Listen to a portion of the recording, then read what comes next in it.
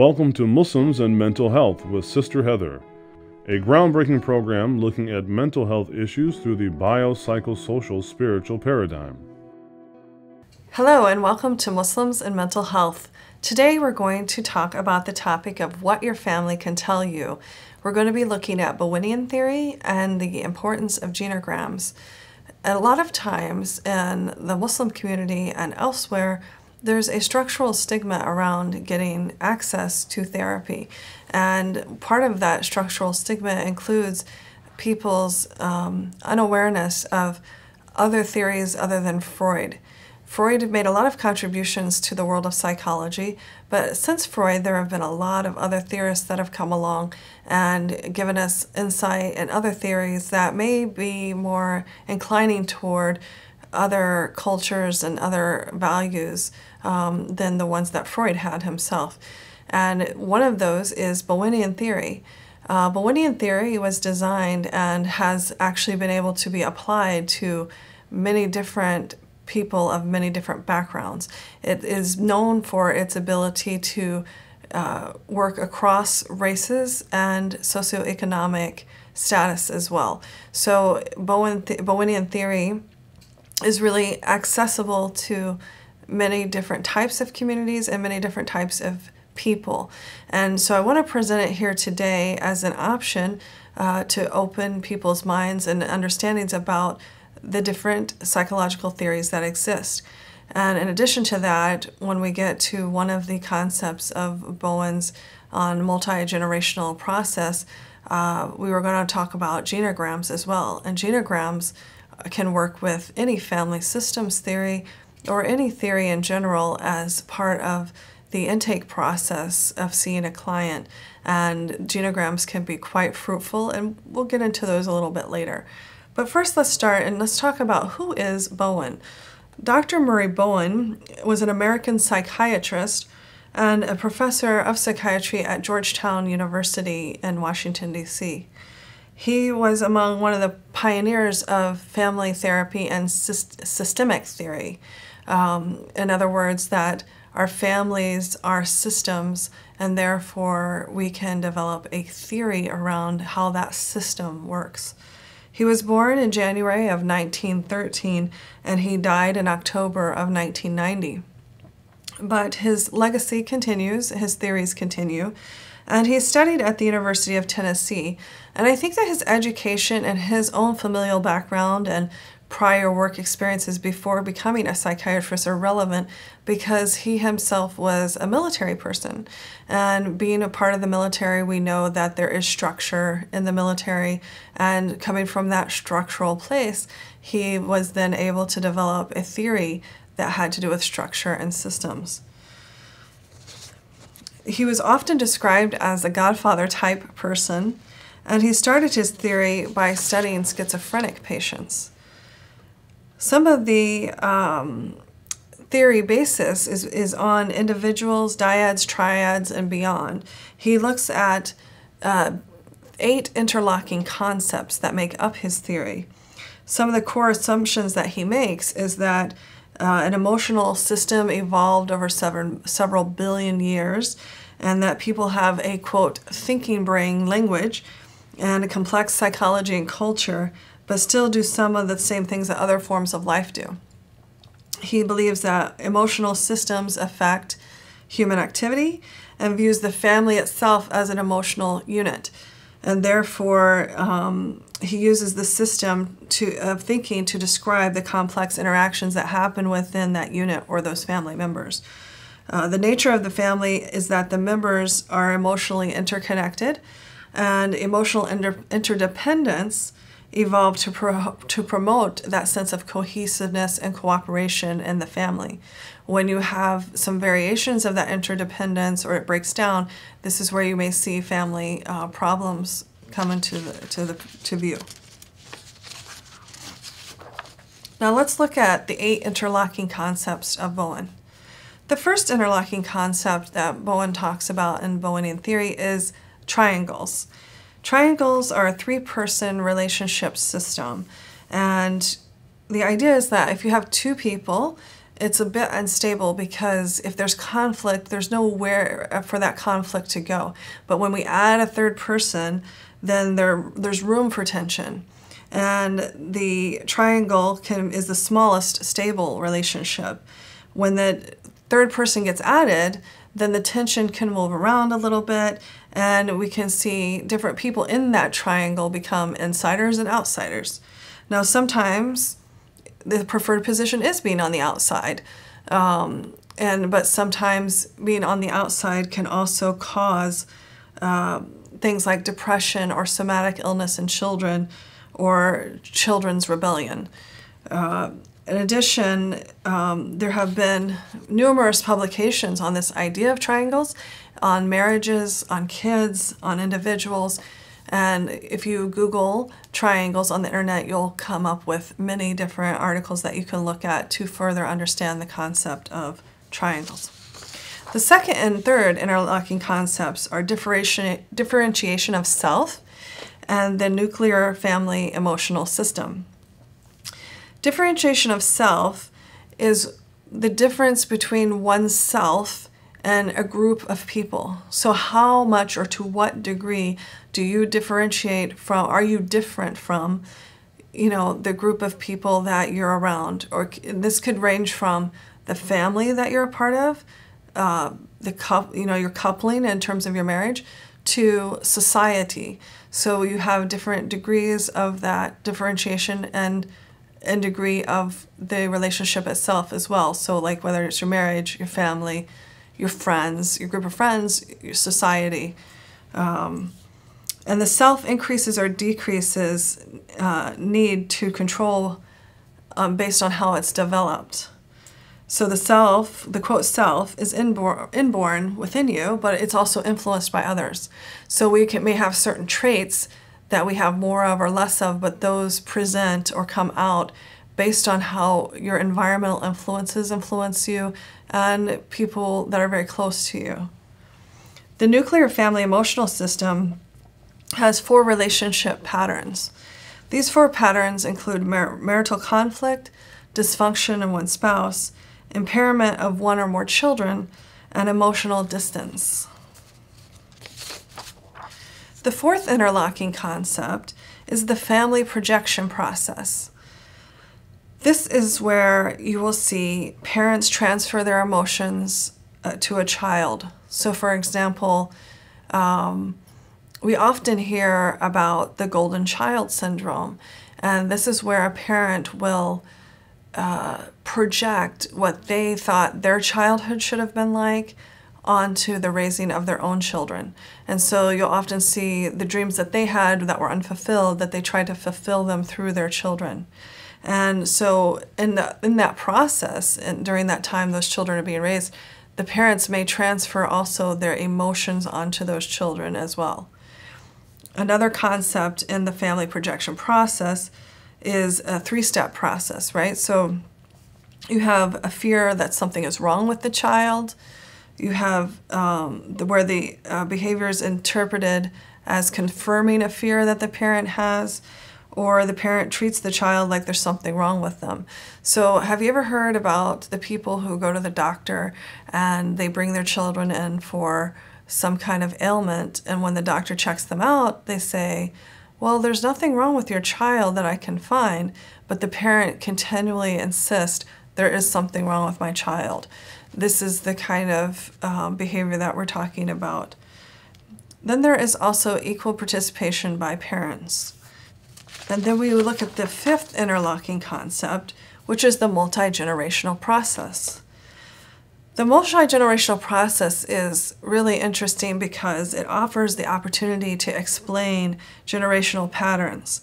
And it also can tell us quite a bit about why we choose the mates that we choose and why we interact with others the way we do. And it's all based on a level of differentiation.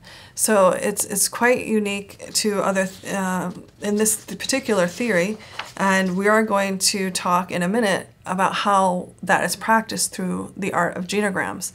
But first I want to go ahead and talk about the other 3 concepts, before we move on to genograms. So the sixth interlocking concept is emotional cutoff. Emotional cutoff, most people will recognize by hearing things like the black sheep of the family, or the person who, the uncle so-and-so or the auntie so-and-so who used to come to family functions but no longer does, or people just don't talk to them at all. They've been emotionally cut off from the family. So part of the theory of Bowenian theory is looking at these emotional cutoffs and finding out why they happen. Depending on the level of differentiation, 3 types emerge in emotional cutoffs. And these 3 types are: adults feel more like a child in the presence of their parents. Adults feel like solving the parents' conflicts. Adults enraged that his or her parents don't understand them. So we can see this oftentimes in modern society where we have a lot of individualism. And so we'll see where the child wants to have a different type of lifestyle than the parents. And oftentimes if the values are too incongruent, you'll have an emotional cutoff occur.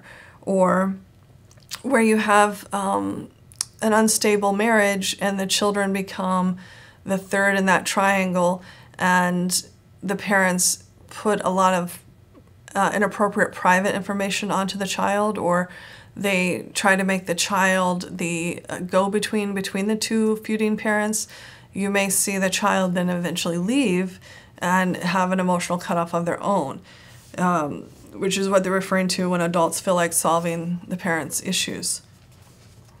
We move on to the 7th interlocking concept, and it's not a brand new one. You'll hear about this concept in other theories, but it's the sibling position. Walter Tolman really explains this well in Bowenian theory. So if you would like to look him up, Google him, Walter Tolman. It's T-O-M-A-N. He's a German, and he talks about patterns and sibling positions predicting behavior.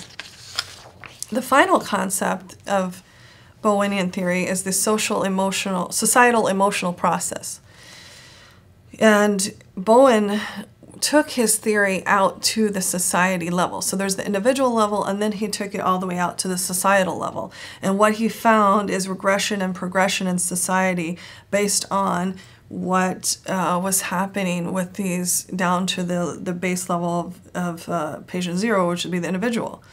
And he did a study on juvenile delinquents and found there was a direct correlation between that relationship between what's going on in the family and society. And so these are the 8 interlocking concepts of Bowenian theory, and we're going to take a short break right now, but when we come back, we're going to dive into what genograms are and how this will tell you a lot about your family.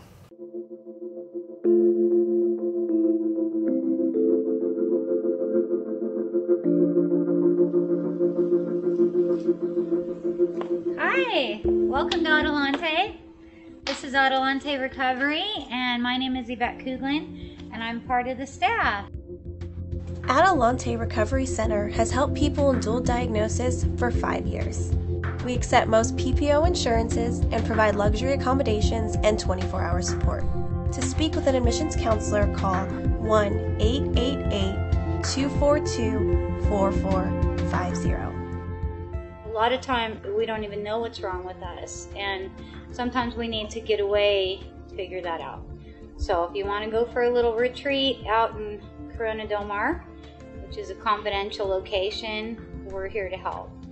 So we're only a phone call away. Thank you. Welcome back to Muslims and Mental Health. Today we are discussing what can your family tell you? And we left off discussing the 8 interlocking concepts of Bowenian theory. And now we're going to turn to discussing specifically genograms, which are part of the multi-generational process of Bowenian theory. The genogram has been established as a practical framework for understanding family patterns. It has become a common language through graphical representation for tracking family history and relationships. The standardized format used today was developed in the 1980s by a committee of leading proponents of the genogram, including such key people as Dr. Murray Bowen, Jack Froome, and Jack Maldelehi. Genograms were first popularized in clinical settings by Monica McGoldrick, and Randy Gerson through the publication of their book in 1985. They record information about family members and their relationships over at least 3 generations. However, in Bowenian theory, they believe that you can track up to 10 generations accurately and still see patterns emerge from the whole 10 generations. The genogram displays information graphically in a way that allows for an understanding to be formed about familial patterns, such as the type of foods we eat as families, cultural traditions, and even patterns of sadness. The graphical representation of the genograms allows for clinicians to be able to know important facts that sometimes get lost in notes written in charts or other important facts that may get buried or lost in a traditional medical record. Genograms contain a wealth of information on the families represented. First, they contain basic data found in family trees, such as name, gender, date of birth, date of death of each individual, etc. Additional data may include education, occupation, major life events, chronic illnesses, social behaviors, nature of family relationships, emotional relationships, and social relationships. Genograms can vary significantly because there is no limitation to what type of data can be included. A genogram contains 3 types of information. 2 of these are apparent content and abstract content. The apparent content is what we can easily identify as in the family tree. We're all familiar with family trees, but this is, and it looks very similar to a family tree, but it is different. The ways that it does look like a family tree are the number of family members, how they're connected, who was born first, second, and third. It can also tell you about death and birth. And the abstract content, however, is created to help the client or the person being interviewed and includes attitudes, values, and traditions of the group. Its sensitivities, sensibilities, prejudice, biases, problem-solving skills, beliefs, and distribution of power within a group. This is how an interview and creating a genogram can be helpful and more informative than just filling out paperwork at a doctor's office. Now I'd like to look at how genograms are used. Have you ever heard of the idea that doctors use what patients report to come up with a diagnosis for treatment? Well, in a similar way, genograms are used to understand family systems and family relationships by the reporting of various family members. Genograms have also been used to elicit narratives of the family and expand cultural stories. Many of the Muslim narratives have been left uncollected in the United States and abroad. The genogram can help in assisting both clinicians to study the stories of the American Muslim population and the worldwide Muslim population. They can also allow families to keep their own history by having their own genograms and being able to update them as years pass for the future generations and for their developing their own legacies. These histories include the cultural and religious narratives that are often left out or glossed over by other types of medical evaluations and histories. Genograms are used by various groups of people in a variety of fields, such as medicine, psychology, social work, genealogy, genetic research, and education. And they have been found useful in the following fields: special education, pediatrics, perinatal clinics, adolescence, psychiatry, gerontology and geriatrics, family therapy, and personal development. Developing your family genogram allows for individuals and families to raise their own awareness of their family, some of which are positive and some of which may be negative. This allows people the opportunity, if they so wish, to make changes to their life and lifestyles and traditions, or even align their values more closely to their behaviors. Now, in Bowenian theory, Bowen surmised that a 1 to 2 point change over a 10-year period was considered a success in a family. Families tend to repeat themselves. What happens in one generation will often repeat itself to the next generation. This means that some issues tend to be played out from one generation to the next. The actual behaviors may appear differently from one generation to the next, but Murray Bowen termed this as the multi-generational transmission of family patterns. The idea is that the relationship patterns in previous generations may provide implicit patterns for the next. This approach is based in the family systems approach of Bowen. This involves understanding both current and historical context of the family. Through this family system, often patterns are passed on through what Bowen referred to as emotional triangling.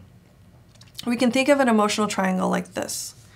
If one person is talking to another and they get into an argument with the other, when the third person tries to join and stop the argument, sometimes the two people arguing will say, "It's none of your business," or "Why are you butting into our conversation?" This is an emotional triangle. The third person became the third in the triangle, and when there is tension, according to Bowen, one person gets pushed out of the triangle to sustain stability in the dyad, or the original two people in the scenario. So sometimes we see this phenomenon between parents and children, or two children, or a parent and siblings. Really, we can see these between any number of family combinations. When we do genograms, we see these triangles visually. When a family has a domestic violence history in their family, there's a tendency for members of the family to learn that violence is an acceptable behavior in interacting with others. Without intervention to deconstruct this thought pattern, the behavior will likely repeat to the next generation. We see the same with physical diseases as well, such as cancers and heart disease. This can be complicated as genetic links or as simple as carrying on traditions such as food types that are unhealthy for the body, like diets high in fat and sugars. But this transmission may also take the form of obligation for certain members to repair actions of their parents, whose actions hurt others. For example, in other shows where we've discussed racism, this is one action where the person may feel generational guilt over what their family did in previous history. So even over the course of previous generations, certain altruistic desires could find their origin here. We may not even be conscious of the event or events of histories at any given moment, but if memory is still emotionally charged, if the mourning of a beloved person has not been completed, or if the conflict with them or guilt is not appeased, the risk remains that this will affect us intergenerationally. Without an objective and neutral eye, sometimes it's difficult to identify these patterns of behavior. Another remarkable way we find genograms is that in certain families, incidents, accidents, deaths, or births always happen on the same dates. Several persons fall ill at the same age, several are born on the same day, or have an accident more or less at the same moment of the year and even at the same place. When we look at a whole community of genograms, we are able to discern things like what a community needs, what their needs are, what seem to be the strengths and the weaknesses of that community. We can examine whether people are able to access community resources adequately. And one famous notable person, Mr. Frere, once said, "We carry with us memory of many fabrics, as self-soaked in our history and culture." Many Muslims came to the United States in the 1970s, and many of those stories, or the memory of those many fabrics, have been left uncollected. The beauty and tragedies and the deprivations and plenty, and the sorrows and joys have gone unwritten and unknown. By participating in the collection of genograms of your community stories and family histories, then this can be preserved. At this time, I would like to just bring your attention to a few more unique characteristics of Bowenian theory. And hopefully you have seen in this presentation the importance of genograms and how they can be really helpful and fruitful for families in understanding their histories and their patterns of family interaction. So some key points to remember about Bowenian theory are the difference between symbiosis and differentiation. Symbiosis is the need to be with someone all the time, so you're infused with them. Differentiation is still being connected to them, but being self-determined. So for example, the difference between were two people becoming one, or were two individuals who are joining together. So the symbiosis is the two people becoming one. The differentiation is the level at which those two people remain two individuals. Another important point is that, again, you can track 10 generations of triangles and be effective in doing genograms. Increased anxious families tend to decrease their ability to make cognitive changes. So the more increased anxiety a family feels, the more difficult it is for them to make change. And one of the key points of Bowenian theory is to keep emotionality very low, whereas other theories will try to increase the level of emotionality to see how it's all working within the family. Bowenian theory tries to keep emotion low. The expectations are a 1 to 2 point change over a 10-year period, and it's known to work across all SES statuses and cultural differences. So I hope this session today has been very informative and given you an opportunity to see that the whole psychological world is not Freud, and there are opportunities to approach psychology from a different theory. Bowenian theory is quite fruitful for those cultures and those people who incline toward family togetherness and a family perspective. So if you have any questions, please contact us at nafshealertherapy@gmail.com. That's NAFSHEALER therapy@gmail.com. We do welcome your questions, your concerns, your feedback. And if you like what you've seen today, we are also looking for advertisers and sponsors. So if you're a business or a philanthropist, we do welcome you as well. And you can contact us again at Nafs Healer Therapy, NAFSHEALER therapy@gmail.com. Thank you.